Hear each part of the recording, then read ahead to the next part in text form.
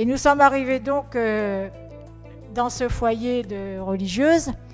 Je me suis cachée derrière elle et elle, la sœur responsable, elle dit « Et ça, qu'est-ce que c'est ?»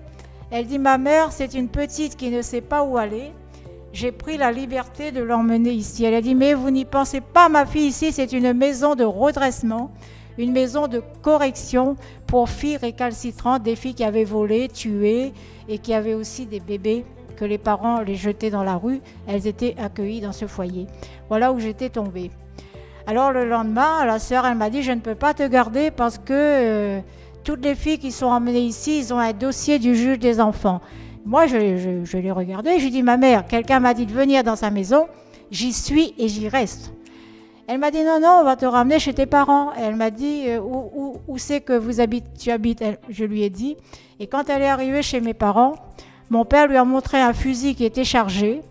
Il a dit « Ma soeur, vous voyez ce fusil qui est chargé, si je lui mets la main dessus, le cimetière n'est pas fait pour les fourmis et la prison pour les chiens. » Ben, voyant cela, la bonne sœur, elle m'a gardée. Elle m'a dit « On ne peut pas te garder officiellement, mais on va contourner le règlement et on te donnera à faire un petit travail. » Donc le travail consistait tous les soirs, en me mettant un gros trousseau de clés dans les mains. Tous les soirs, je devais fermer et verrouiller portes et fenêtres et tout ce qu'il y avait comme clé. Et le matin, ouvrir et libérer les filles.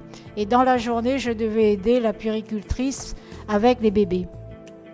Donc moi j'étais dans ce foyer, j'ai des Benoît. Il y avait une autre sœur qui s'appelait sœur Julienne et une autre fille qui était plus âgée que moi, elle avait 18 ans.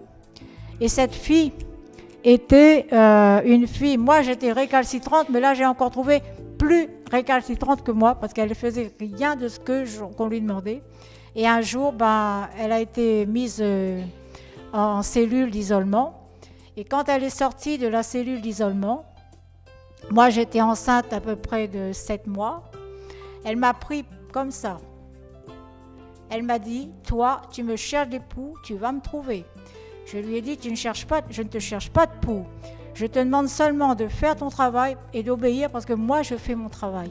Et toi tu obéis. » Et elle me dit « Tu sais pourquoi je suis ici ?» Je lui ai dit « Non et je ne veux pas le savoir. » Elle m'a dit « À 14 ans, j'ai trucidé ma grand-mère de 3 coups de couteau, alors tiens-toi tranquille. » Et en fait, elle avait été mise là parce qu'elle avait tué sa grand-mère. Elle s'était évadée et quand elle est revenue, elle était enceinte et on l'a mise avec les filles qui n'étaient pas méchantes, quoi. Donc elle était là. Et puis pour moi, le temps d'accoucher va arriver. Je vais mettre au monde un petit garçon de 4 kilos que j'ai appelé Jean-Alain. Et juste après la naissance, j'ai failli mourir de la fièvre. La doctoresse qui s'est occupée de moi m'a supplié de lui donner mon bébé parce qu'elle ne pouvait pas en avoir. Je lui ai dit non. Je lui ai dit c'est le seul trésor que j'ai au monde. Pour rien au monde, je l'abandonnerai. Je repars avec mon bébé au foyer. Et donc je suis rentrée au foyer. Et quand mon bébé a eu 28 jours, Marie-Lise va tuer mon bébé. Et c'est moi qui va être accusée, mis en maison d'arrêt pendant 3 jours.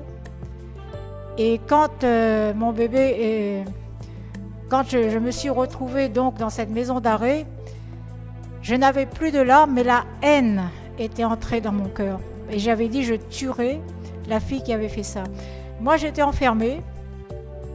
Et au bout du 2e et 3e jour, on nous faisait sortir dans la cour. Derrière la cour, il y avait un grand mur. Et derrière le mur, il y avait une maison et un jardin. Et un matin, j'entendais chanter des chants d'église. Je dis à la dame qui était avec moi dans la cellule, je lui ai dit « Comment que ça se fait que là, derrière, je dis il y a une église ?» Elle me dit « N'importe quoi. » Elle m'a dit « J'ai jamais entendu chanter comme ça. » En fait, quand j'ai compris qui c'était, le 3e jour, la surveillante vient me chercher, elle me dit « Tu es demandée dans le bureau du directeur. » Et quand je suis arrivée de l'autre côté, j'ai vu 3 sœurs qui étaient dans le jardin, qui était en train de louer le Seigneur, de jeûner, de louer et de prier. Elle a dit au directeur, nous ne quitterons pas votre jardin, monsieur le directeur, sans notre enfant. Et le 3e jour, je ne sais pas si c'est Dieu qui m'a ouvert la porte de la prison ou si c'est le directeur qui en avait marre d'entendre les louanges de Dieu. Il m'a dit, je te rends ta liberté pour enterrer ta victime. Et là, les sœurs m'ont ramenée à l'hôpital Et une infirmière de l'hôpital m'a emmené mon bébé. Il était autopsié, il était ouvert du haut en bas et recollé avec du sparadrap. Là, je peux vous dire que la haine ma haine pour l'homme, mais aussi ma haine pour Dieu. J'étais tellement en colère de voir ce que je voyais, je me disais, je tuerai la fille qui a fait ça. J'ai dit, je ne pardonnerai jamais. Et sur sa tombe, je lui ai dit par 3 fois à mon petit bonhomme, je te vengerai.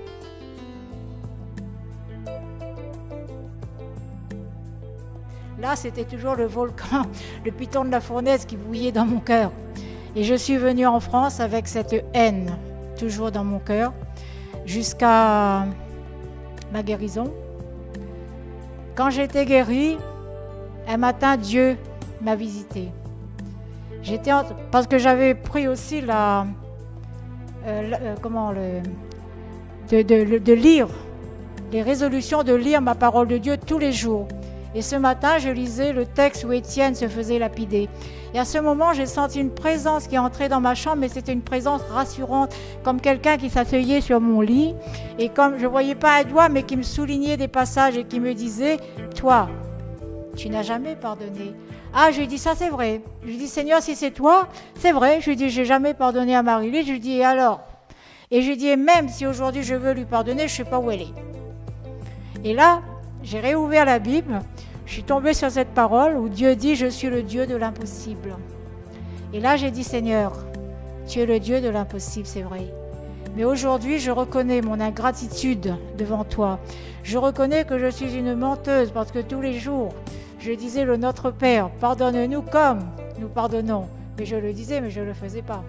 Et ainsi de suite. Mais j'ai dit aujourd'hui, Seigneur, si c'est vraiment toi qui es là auprès de moi, je veux pardonner à Marie-Lise.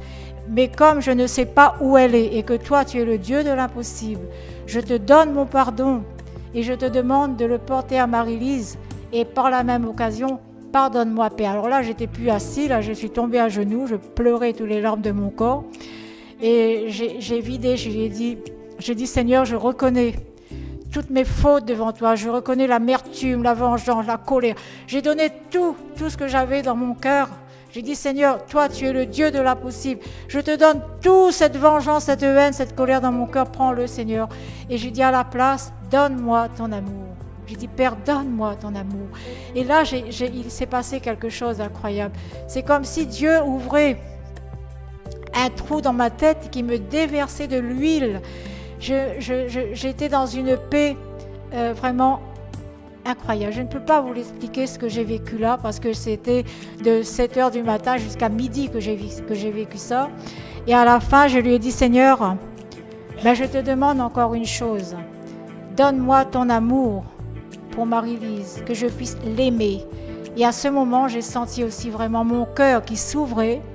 C'est comme si Dieu ouvrait mon cœur, comme, vous savez, comme les bocs de châtaigne qu'on enlève la coque, il y a plein d'épines, là, il le jetait et il faisait couler comme du miel dans mon cœur.